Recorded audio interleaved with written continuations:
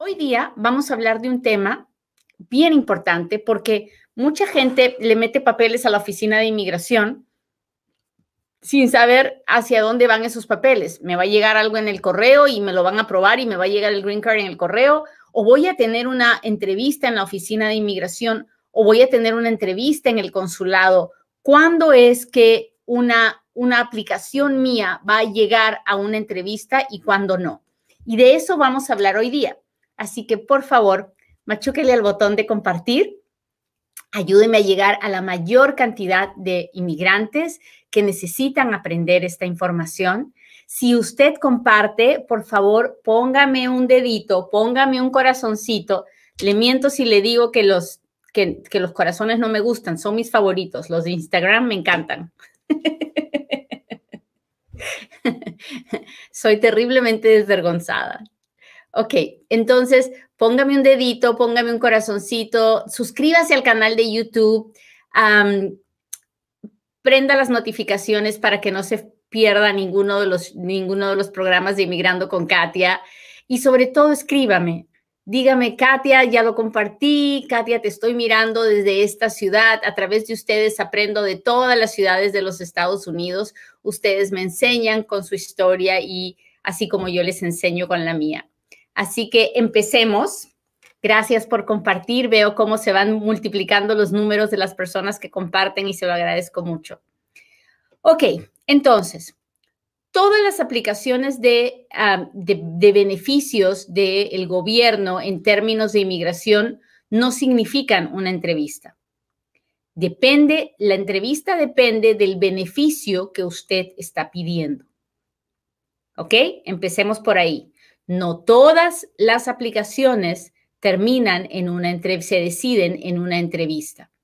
Hay muchas aplicaciones para algunos beneficios que no necesitan una entrevista para ser aprobadas o procesadas.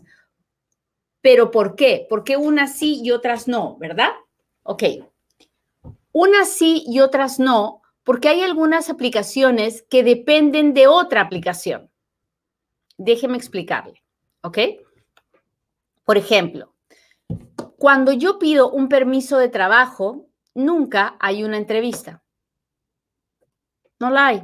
Usted hace su aplicación del permiso de trabajo, llega a una oficina, en esa oficina se procesa y en esa oficina se decide si le van a dar el permiso de trabajo o no, se lo mandan a su casa o le mandan una carta diciéndole, le estamos negando porque creemos que usted no califica para pedir el permiso de trabajo. Ahí no hubo una entrevista. ¿Por qué no hubo?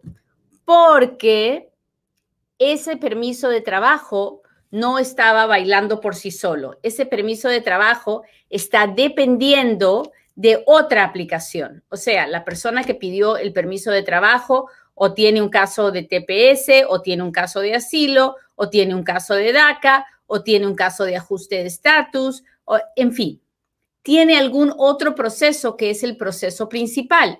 Y el permiso de trabajo es un proceso secundario.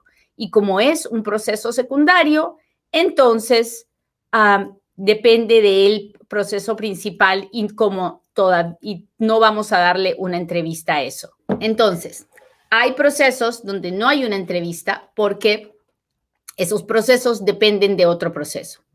Ahora, todos los procesos de ajuste de estatus requieren de una entrevista. La respuesta técnica es sí. Ajuste de estatus es un proceso donde yo pido la residencia dentro de los Estados Unidos y la orden en este momento es que todos tengan una entrevista.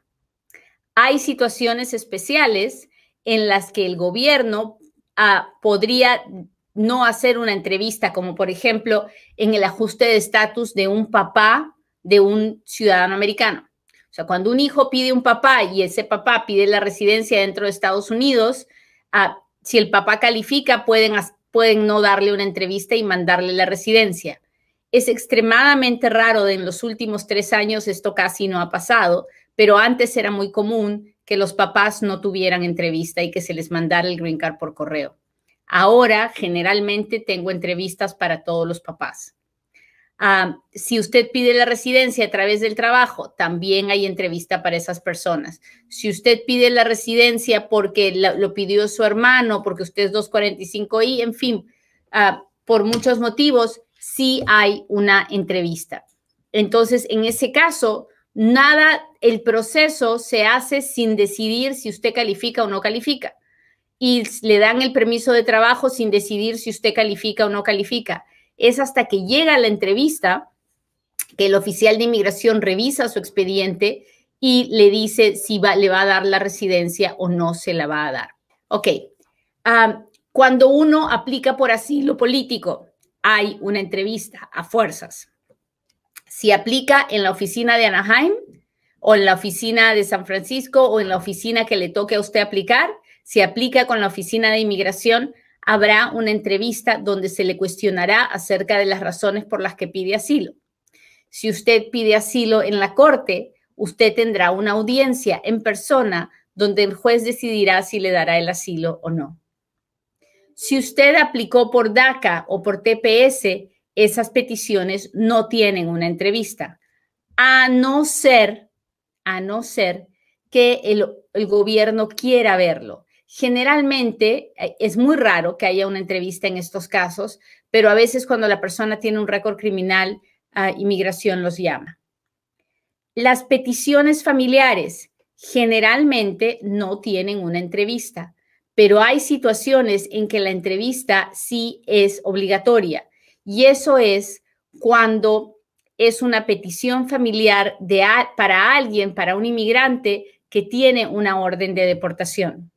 Si el inmigrante ha estado en un proceso de corte, lo más probable es que cuando alguien lo pida, tendrá una entrevista y tendrá que presentarse frente a un oficial de inmigración. Y estos casos son muy arriesgados porque la persona, si tiene una orden de deportación, es sujeto de arresto. Es muy probable que lo arresten el día de la entrevista. Entonces, estas son situaciones muy especiales, muy difíciles, que solo deben ser hechas con un abogado de inmigración, nunca por su propia cuenta y mucho menos con la ayuda de un llenapapeles. ¿Sí me está entendiendo lo que le estoy diciendo, verdad? Bueno, entonces, hemos hablado de varios tipos de aplicaciones y hemos visto que algunas no tienen entrevista y que otras sí tienen entrevista.